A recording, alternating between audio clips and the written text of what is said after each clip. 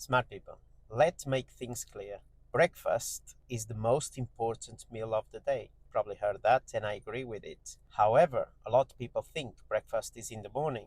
Can be, but doesn't have to be. The word breakfast in English means when you break your fast after a long period of fasting, after a long period of not eating anything. So if you break your fast at 3 o'clock afternoon, 4 o'clock afternoon, some people do that. I used to do 6 o'clock afternoon when I had my breakfast, and sometimes I do that. I have my breakfast at 6 o'clock afternoon. So the reason breakfast is the most important meal of the day is not because it has to be taken in the morning. It's because your body will absorb the maximum of nutrients from whatever you're going to eat, because you've been fasting for a long time, so your body will absorb even more than if you had eaten few meals through the day, and this was the fourth meal or the second meal or whatever. So the first meal of the day is called breakfast, but doesn't have to be in the morning. Just think about it.